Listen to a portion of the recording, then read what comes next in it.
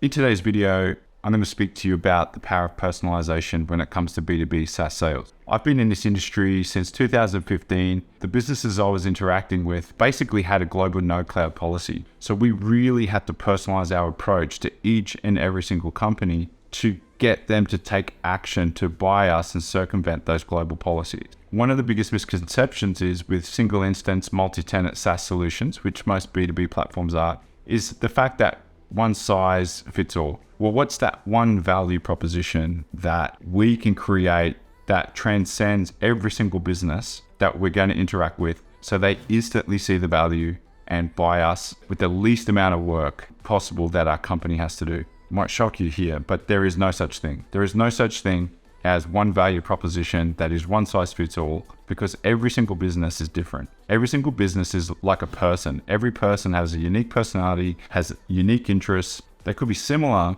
but they're unique. I'm going to share with you today what I've learned in my journey as an enterprise SaaS salesperson for a startup here in Australia. Now, Australia is a different market to the US. It's a way smaller. We didn't have the option to just burn and churn through our target markets because they simply weren't there. So we had to really work on tailoring our messaging to really get people to take an interest in what we were doing and then really turn that interest into a need to make them take action. And the only way to do that was through tailoring our message and our approach to each sales interaction. Now, I'm not saying we need to create a bespoke sales process for every single client. It's completely the opposite of what I'm saying. But what I'm saying is there are different things that we can do to tailor our message to increase our chances of success. Now, this is exactly what I advise my clients to do when we develop our sales strategy, is create the right framework and then tailor their unique value proposition to their specific problems their target clients are trying to solve. Let's get started.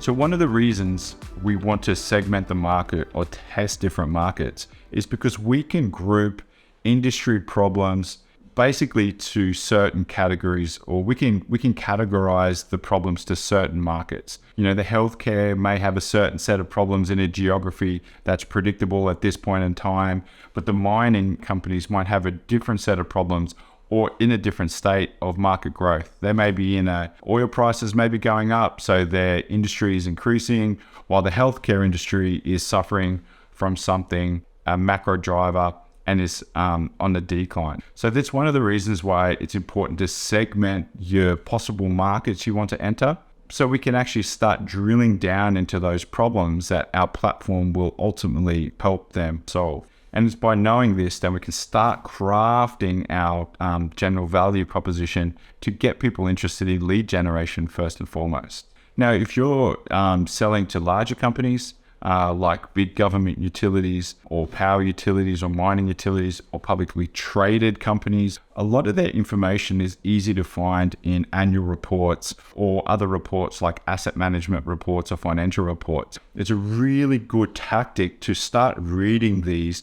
They are big documents. So a tip here is to, if you're selling something specifically like a HR system, is do a search and find on that document, human resources, and see what comes up under those topics. And then you can see what those trends are in that particular business, and then try to use those drivers of those yearly objectives that are stated in that annual report to garner interest in what you're selling. I'm using this tactic specifically with a client of mine today, and I'm doing a search on their platform and seeing they've got a future trend to use a technology that they have, and I'm using this to write an email to key people in the business, and it's working. We are setting meetings to talk about their future programs, and it's way more effective than bulk emailing and doing a generalized message. So taking an approach like this, like researching an annual report, demonstrates a couple of things. It demonstrates that you're doing your homework first, you're doing your research, you're a subject matter expert, and you're targeted specifically for them. It's a way to build rapport and build connection and position yourself as a subject matter expert. Now, if you're dealing with smaller companies that don't quite have annual reports, you can actually look at if there's any Google trend or any Google news, or if there's any news reports on that business as well. Maybe they've just taken a fundraising round, or maybe they've just won a key client, or maybe they're doing certain blog posts. You can actually use those as key bits of information to align your product to whatever news is coming out of that business as well. It just requires a little bit of research. Now, the main goal here is we want to separate ourselves from the majority. The majority of people doing lead generation and sales will not go to this effort because it just simply requires too much work, and they think that there is a better chance of doing bulk outbound or bulk sales efforts. The reality is our clients have shifted and they've become way more savvy and wise, and they have way more access to information. So we need to adapt, and the sales industry in particular is a little bit slower in adapting to this. So what we want to do is differentiate ourselves from the outset. And I've particularly done this a number of times. What I want to do is I know when I spark interest in a conversation with someone within a business. I know if I do my job right. I know the company that I'm dealing with has a due diligence requirement to go out to our competitors and see what solutions that they have, to see if they're comparable, to see if it's the same value for money, and to see if they're actually the better offer out in the market. I know 99% of the time that this is the case. So I need to start differentiating myself from the outset and building those bricks to defend our value proposition. So when they do go out to market, they are wise to what our competitors are doing, and they can clearly articulate the value we offer over the competition. And I can give them the tools to see the inefficiencies of our competition. But this requires a different approach, and it requires custom research and tailored messaging. What I mentioned before, why we want to do this is because every industry has different drivers. Now, the problems may be the same.